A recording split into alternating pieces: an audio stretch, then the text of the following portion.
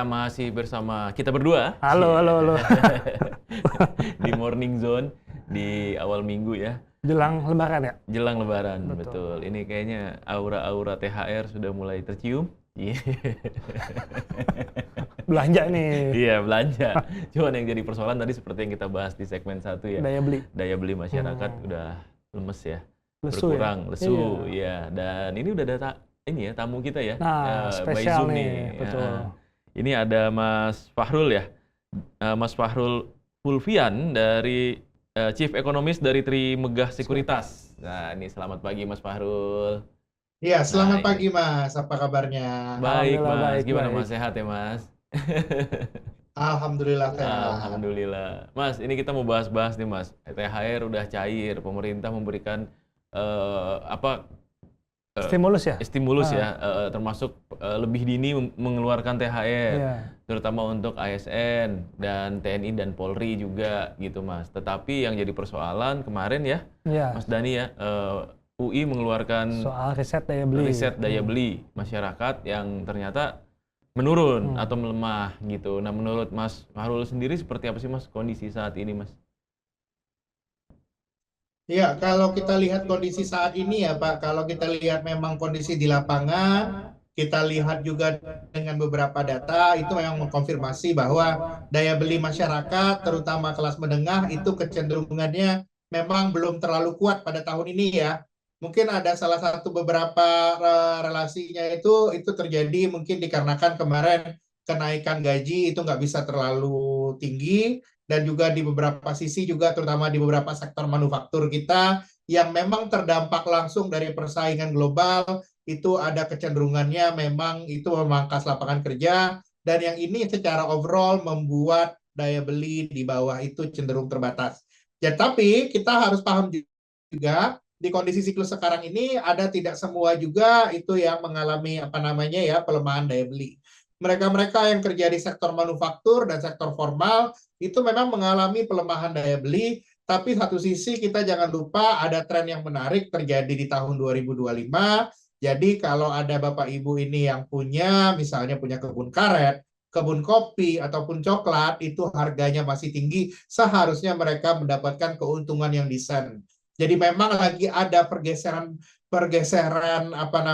momentum pertumbuhan Pak. Dari tadinya pertumbuhan ini banyak terjadi di wilayah urban dan suburban, ini pertumbuhannya agak geser ke wilayah non-urban yang bisa mendapatkan benefit dari tingginya harga soft commodity, kira-kira seperti itu. Oke. Dan ini gimana Mas Dan? Kan tadi kan menyinggung soal kelas menengah ya Pak ya? Iya. Nah itu Iya. gimana Pak ya soal kelas menengah supaya kita tetap bertahan Pak? Sampai mungkin akhir tahun lah Pak. Ini curhatan hati kayaknya nih Mas. Nggak, ini kelas menengah ini kan kelas yang ini ya rentan ya sekarang ya, penopang ekonomi termasuk juga, tetapi berada terhimpit dengan kondisi di mana tidak ada relaksasi bantuan dari pemerintah terutama gitu. Nah, ini menurut Mas sendiri gimana kira-kira nih untuk menjaga supaya kelas menengah ini bisa tetap bertahan gitu di tengah kondisi yang cukup pelik belakangan ini? Nah ya, sebenarnya kalau untuk terkait dengan kelas menengah, hal yang harus diperhatikan oleh pemerintah itu bagaimana kita bisa meningkatkan sektor formal kita, Pak. Nah, sektor formal kita ini gimana bisa meningkat? Hal yang mesti dirasakan oleh masyarakat. Masyarakat itu harus merasakan bahwa servis yang diberikan oleh pemerintah, terutama PSO-nya, itu memberikan dampak positif. Nah, ini contohnya ini bagaimana ya? Ini kalau kita mau kritik beberapa kebijakan, kalau kita contohnya itu dari kalau dari ekonom dan analis itu belakangan itu suka mengkritik kebijakan terkait dengan cukai rokok contohnya Pak. Itu kan kebijakan yang satu sisi kita ingin menurunkan angka prevalensi rokok, tapi di satu sisi ya kalau kita dari analis itu memandang kebijakan cukai yang kejadian sekarang itu tidak meningkatkan pendapatan negara, at the same time pada waktu yang sama meningkatkan terjadinya informalitas Pak. Dalam hal ini rokok ilegal itu meningkat di mana-mana. Kenapa rokok ilegal ini meningkat? Karena beberapa produsen itu melihat, wah ini cukainya terlalu mahal, habis itu dilihat enforcement-nya ternyata tidak bisa seketat itu juga, sehingga yang kejadian sekarang pekerjaan yang muncul ya, terutama di sektor, contohnya di sektor tembakau ini, yang muncul itu adalah kerjaan yang lebih informal. Kalau kerjaannya yang lebih informal, Pak, penciptaan middle class yang berkualitasnya juga terbatas. Kalau informal, Pak, tentunya fasilitas yang bisa didapatkan oleh middle class ini terbatas juga. Ini yang harus dilihat oleh pemerintah. Bagaimana mengembalikan middle class. Jangan lupa middle class itu selalu ceritanya dari sektor formal. Jadi pemerintah harus mengembalikan kejayaan sektor formal. Jadi untuk approach-nya ke negara juga jangan kejar dari pendapatan pajaknya, berikan servis kepada masyarakat. Ketika masyarakat merasakan layanan dari negara yang baik, nanti compliance dan juga formalitas ekonomi akan datang dengan sendirinya. Oh, baik Mas. Mas, kalau misalnya pemerintah yang kasih bansos BLT itu gimana Mas? Saya lihat itu hal yang yang konstruktif dan harus dilakukan. Jadinya memang yang saya lihat itu ya, kalau di sisi lain ya bansos BLT dilakukan, dan berikutnya juga kalau untuk kelas menengah ada hal lain juga yang mesti kita percepat pemerintah sebenarnya. Yang harus dipercepat oleh pemerintah itu punya program yang sebenarnya bagus di kelas menengah, tapi nggak terlalu banyak orang bahas, yaitu makan bergizi gratis. Makan bergizi gratis kenapa kok kelas menengah? Bukannya itu untuk untuk anaknya ya, untuk anak sekolahnya ya. Kita jangan lupa bahwa dari makan bergizi gratis ini nantinya juga ada yang akan didisburse oleh swasta, Bapak Ibu.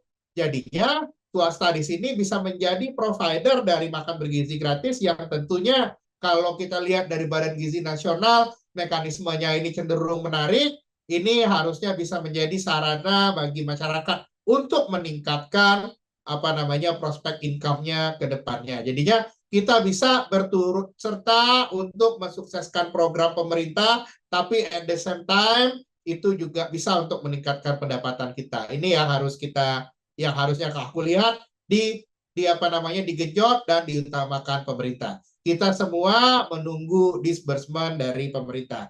Karena percaya nggak percaya, yang terjadi sekarang ini perlambatan itu juga terjadi karena efisiensi, Pak. Nah, kenapa efisiensinya mendatangkan perlambatan? Karena efisiensi yang sudah dilakukan oleh pemerintah ini belum berubah menjadi belanja baru. Nah, kapan ini akan berubah menjadi belanja baru? Kita harapkan secepatnya. Kalau belanja barunya muncul dari pemerintah, maka pendapatan kelas menengah kita akan kembali.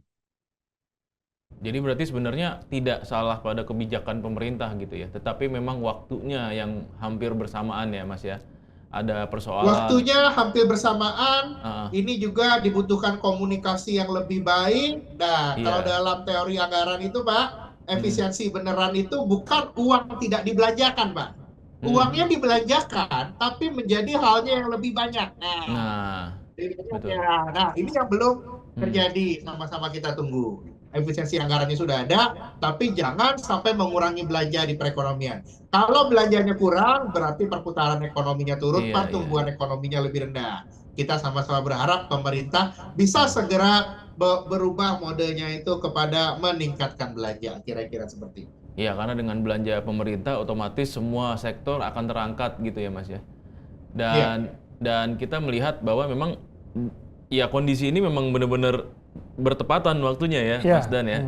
Ada tadi ya pengurangan karyawan di sektor-sektor industri ya, terus kemudian manufaktur juga berkurang gitu karena ada PHK, terus kemudian ditambah lagi tadi Mas juga bilang, Mas Fahrul juga bilang ada efisiensi juga dari pemerintah gitu ya. Meskipun program-program pemerintah udah bagus, tetapi memang kondisinya memang berbarengan dan menjelang Lebaran semuanya. Ini yang jadi persoalan nih Mas. Menjelang Lebaran, nah itu ya. Nah ini yang kita sarankan pemerintah secepatnya Pak.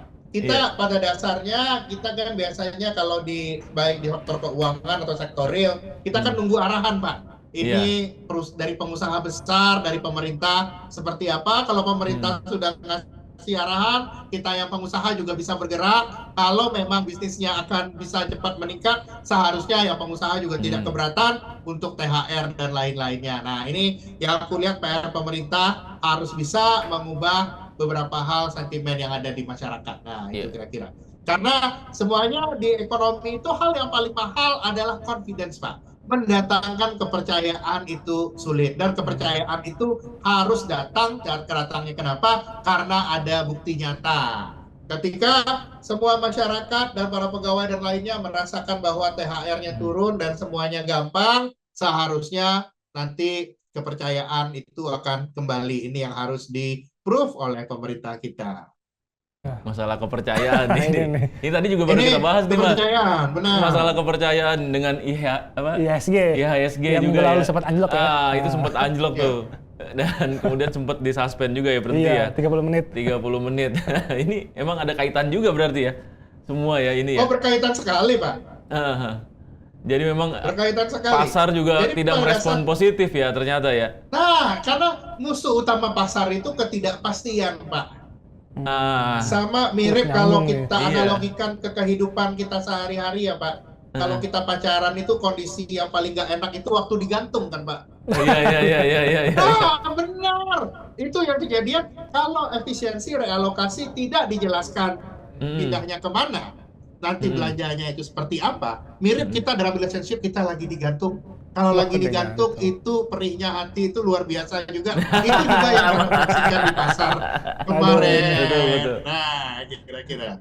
Nah, transaksikan di pasar, tapi apakah itu beneran ada kenyataan? Apakah nanti belanja negaranya nggak jelas? Nggak juga. Belum tentu juga.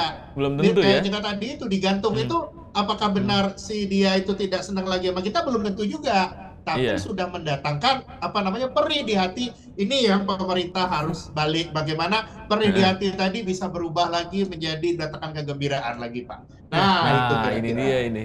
Mas Fahrul, targetnya nih, pertanyaan terakhir. Targetnya pemerintah harus memberikan kepastian itu kira-kira berapa lama lagi supaya ekonomi kita bisa pulih, masyarakat kita juga bisa punya daya beli yang cukup meningkat. tinggi, yang akhirnya perekonomian rodanya juga berputar dengan baik gitu, Mas.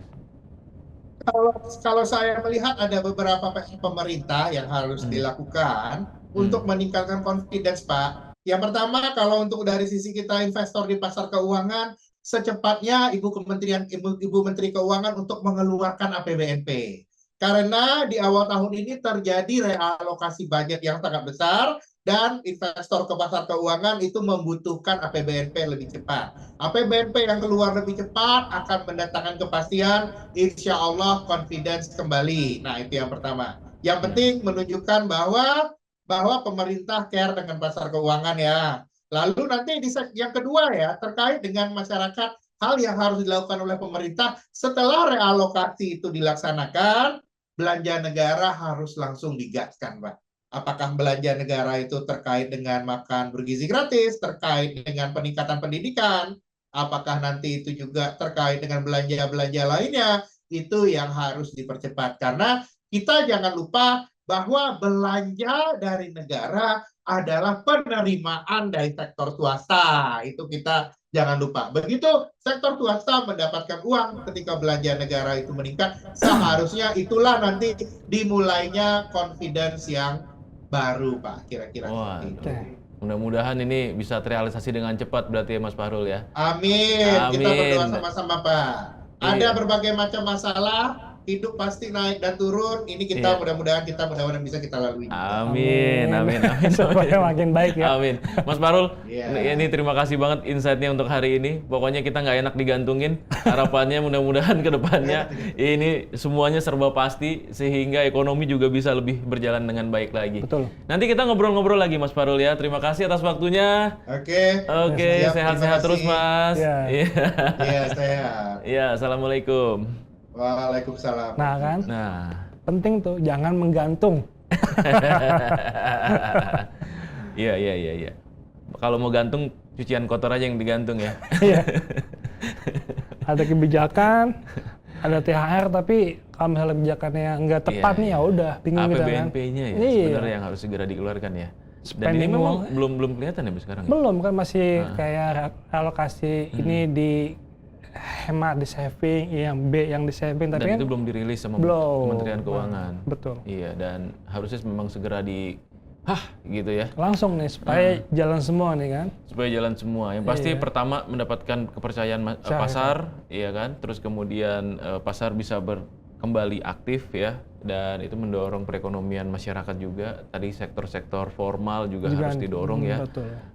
Dan yang menarik tadi tuh ada komoditi apa sih? Yang lagi hype, karet. Yang lagi hype, coklat. coklat itu yang apa ya? Tadi dibilang komoditi apa? Komoditi yang soft. Ya, yang bisa menjadi salah satu cuan mungkin ya. Iya. Nah tuh, Zoners bisa mulai mencoba sekarang untuk menanam coklat, menanam karet, dan menanam kopi. Karena itu harganya lagi naik. Ya, ini insight yang seru ya, Mas Dan ya pagi-pagi ya. Tapi kita berharap mudah-mudahan ini Lebaran kali ini ya walaupun di tengah kondisi yang cukup lesu, tapi kita berharap ada hikmah di baliknya. Ya. Kita berharap Lebaran juga bisa tetap kembali fitri lagi, Amin. ya kan? Amin.